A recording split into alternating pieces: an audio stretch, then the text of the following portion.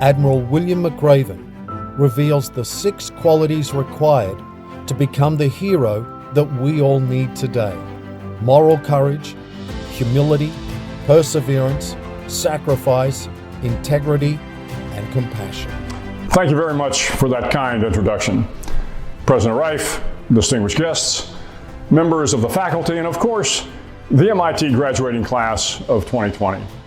It is truly an honor for me to have the opportunity to address you today.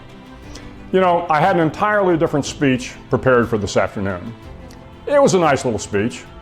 It was about how you, the brilliant men and women of MIT, are like the Navy SEALs of academia. I made some good analogies. I had some cute little anecdotes and some lessons from my career, but somehow that speech just didn't seem right in light of all that has happened in the past 5 months. The fact that I'm standing here alone and that you are isolated somewhere at home is proof enough that the world has changed. But there is a part of the speech that I retained. It was the part about heroes and how after all these years, I came to realize that the heroes we need are not the heroes I'd been searching for. When I was a young boy growing up in the 50s and 60s, I always envisioned myself as the hero. I always wanted to be Superman, with his powers to fly, his invulnerability, and his super strength. A hero who saved the world every day from some catastrophe. Or Batman, Spider-Man, the Black Panther, the team of the X-Men and the Fantastic Four, and my favorite of all, Aquaman. I so wanted to ride on the back of a seahorse and fight evil underwater. But as I grew up and traveled the world, and as I saw more than my share of war and destruction, I came to the hard truth that Captain America isn't coming to the rescue. There is no Superman, no Batman, no Wonder Woman, no Black Widow, no Avengers, no Justice League, no Gandalf, no Harry Potter, and no Aquaman. If we are going to save the world from pandemics, war, climate change, poverty, racism, extremism, intolerance, then you, the brilliant minds of MIT, you are going to have to save the world. But as remarkable as you are, your intellect and talent alone will not be sufficient. I've seen my share of real heroes on the battlefield in Iraq and Afghanistan, in the hospitals fighting COVID-19, on the streets keeping America safe and open. And I know that there are other qualities necessary to be today's heroes. So if you'll bear with this old sailor for a minute or two, I'd like to offer some thoughts on the other qualities you will need to help save the world. First, you must have courage. Winston Churchill once said that courage was the most important quality of all because it guaranteed all the rest. He was not just talking about the physical courage to charge the hill, run into a burning building, or stop a madman with a gun. He was also talking about moral courage, the courage to stand up for your convictions. Physical courage has long been the hallmark of a great warrior. But I would offer that the moral courage to stand up for what's right has an equal place in the pantheon of heroes. If you hope to save the world, you will have to stand by your convictions. You will have to confront the ignorant with facts. You will have to challenge the zealots with reason.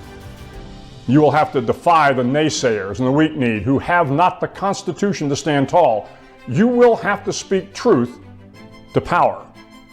But if your cause is good and decent and worthy and honorable and has the possibility of saving even one of God's creatures, then you must do what all heroes do. You must summon the courage to fight and fight hard for your convictions. You must yell them from the mountaintop. You must shout them from the lectern. You must write in bold, cursive, and underlined phrases. You must bring your convictions out from the darkness and the subtlety of your heart and into the light of day.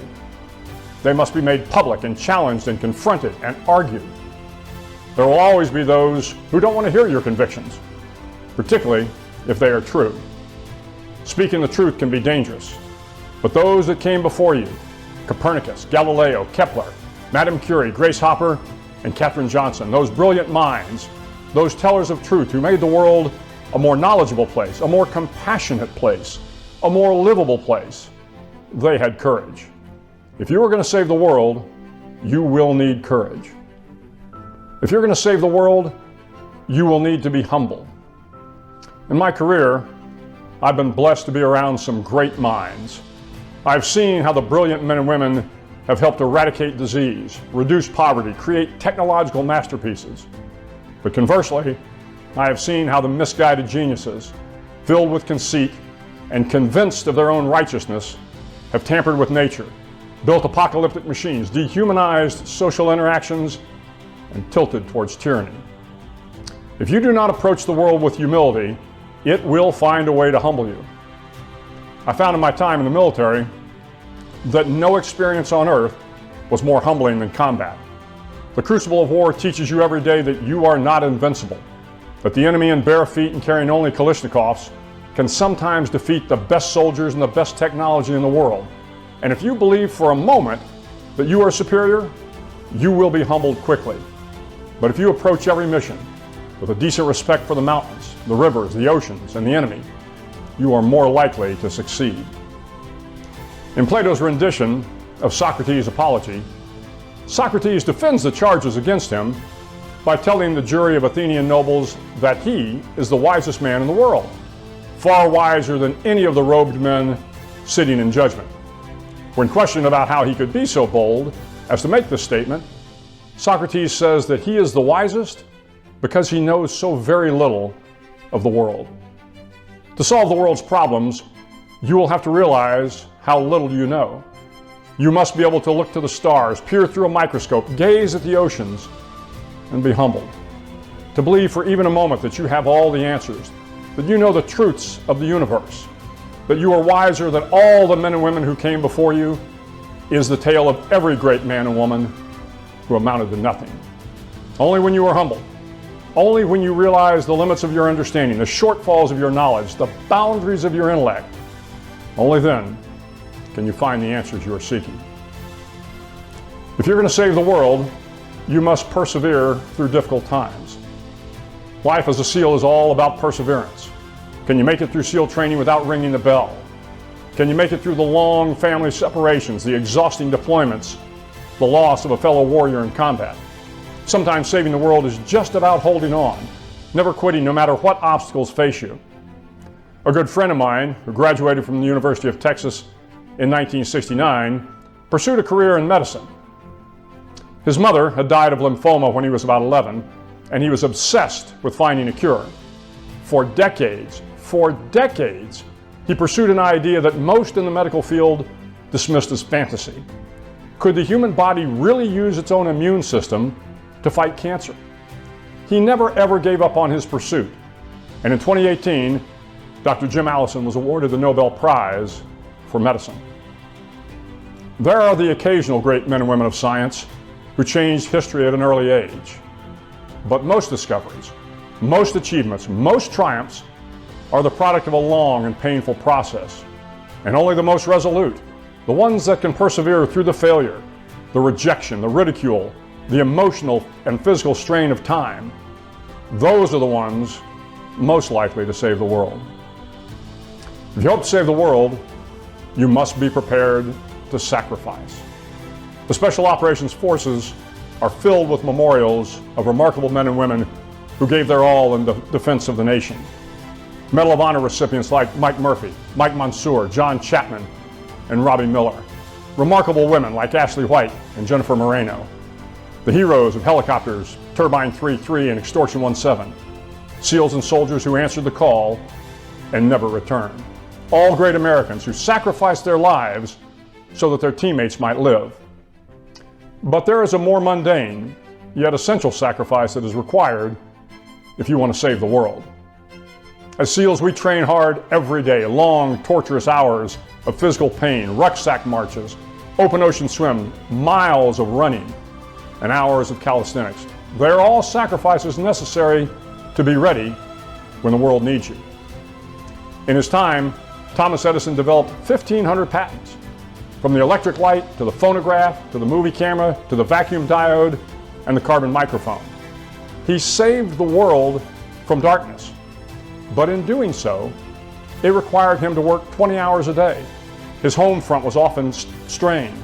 His other business ventures struggled to survive, and his health always seemingly in jeopardy.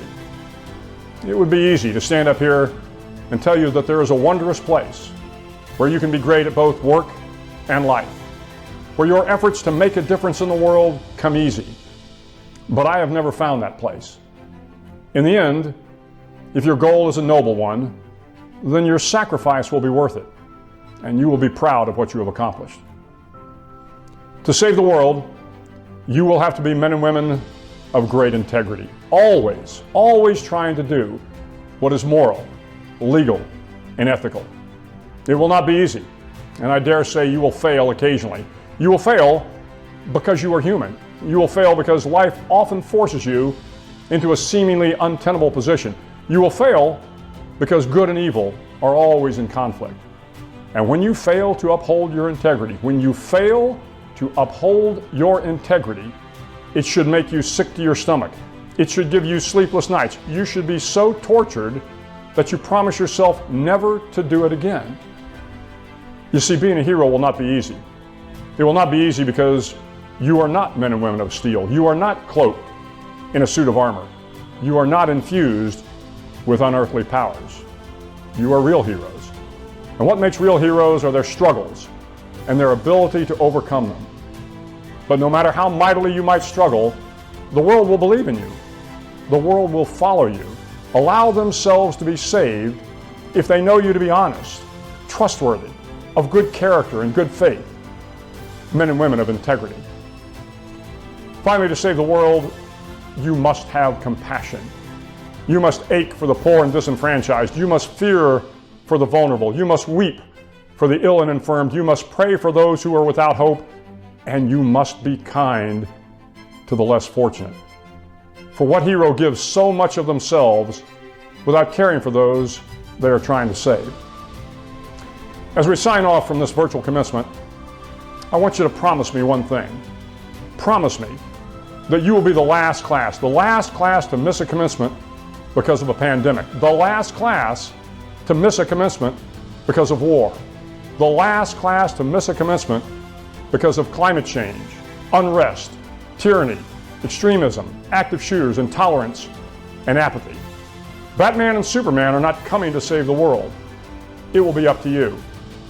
But never in my life have I been so confident that the fate of the world is in good hands.